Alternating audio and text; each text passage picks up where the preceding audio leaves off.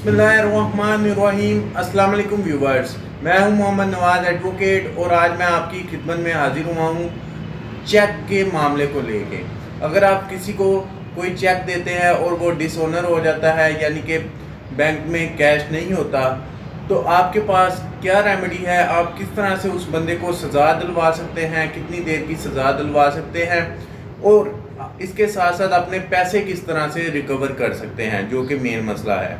तो इस सब पे आज हम डिस्कस करेंगे। So let's start a video.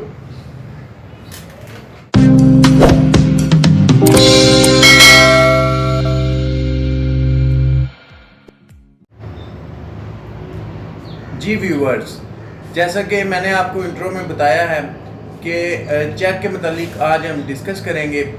Check, अगर मिसाल के तौर पे एक बंदा दूसरे बंदे को चेक देता है या आपको किसी ने चेक दे दिया है, तो आपने उसकी मौजूदा जो भी डेट है उस पर आप बैंक में गए हैं या उसके बाद गए हैं उसे कैश करवाने के लिए, तो लेकिन बैंक ने वो कैश करने से इनकार कर दिया है, डिसऑनर कर दिया है चेक को और उसके साथ एक स्लिप लगा के आपको दे दी है। तो फिर आप क्या करते हैं? आप उसमें सबसे पहले पुलिस स्टेशन का रुख करने का सोचते हैं कि मैं पुलिस स्टेशन जाऊं और 489F सेक्शन पीपीसी के तहत इसके ऊपर मुकदमा दर्ज करवा दूं। लेकिन यहाँ पे मैं आपको थोड़ा सा करेक्ट करूँगा। आपने, अगर आपको किसी बंदे ने चेक दिया है और वो धोखा किया उसने आपके साथ, तो बैंक ने चेक कैश नहीं किया, तो आप पुलिस स्टेशन जाने से पहले चार्ज शीट तैयार करनी है, जिसमें आपने अपना पूरा मौक़िफ़ बताना है, क्या लेन देन था आपका उसके साथ, क्या उसने किस तरह से, किस वजह से आपको उसने चेक दिया और किस तरह वो चेक जो है वो बैंक ने डिसऑनर किया। ये चार्जशीट आपने तैयार करके एक लीगल नोटिस में जो है उसे इंक्लूड करना है। लीगल नोटिस जो है वो आपने उसे सबसे पहले खुद भी कर सकते हैं, आप वकील के थ्रू भी, और लीगल नोटिस पे मेरी एक वीडियो भी मौजूद है, मेरे चैनल पे आप विज़िट करके देख सकते हैं। तो लीगल नोटिस जो है वो सबसे पहले आपने उसे सर्व करना है।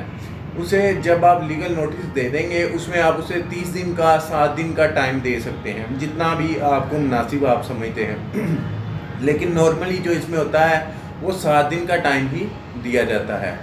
तो 7 दिन के अंदर अंदर आपने उसे कहना है कि मुझे इस लीगल नोटिस का जवाब दो, वरना मैं आपके ख़िलाफ़ जो है कानूनी कार्रवाई करूँगा, आपके ऊपर FIR भी कटवाऊँगा।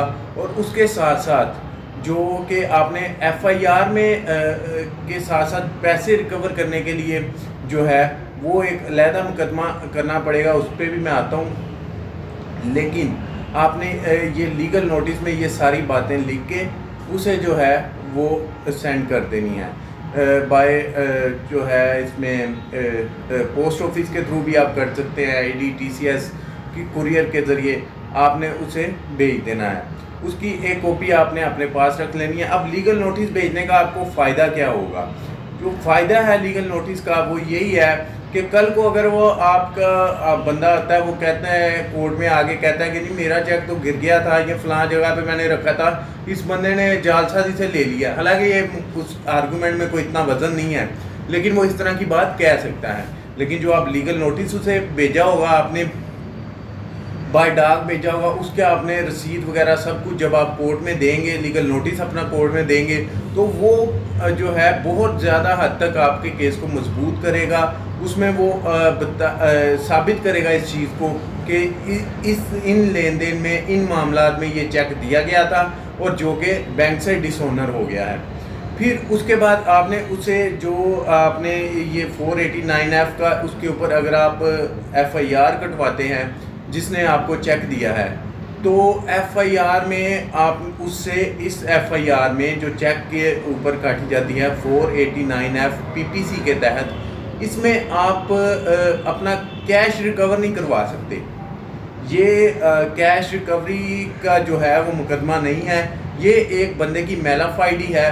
अगर उसने बदनीयती से आपको चेक दिया है कि मैं पैसे नहीं दूंगा, तो उसे इस मुकदमे में, इस FIR में जो कि 489F के तहत काटी जाती है, इसमें उसे सज़ा मिलेगी।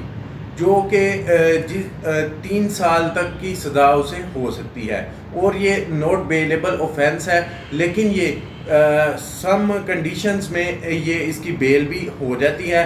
क्योंकि ये प्रोहिबिटरी क्लोज में फॉल नहीं करता, इसलिए इसकी जो बेल है वो हो जाती है। लेकिन ये जो ऑफेंस है ये नॉट बेलेबल है।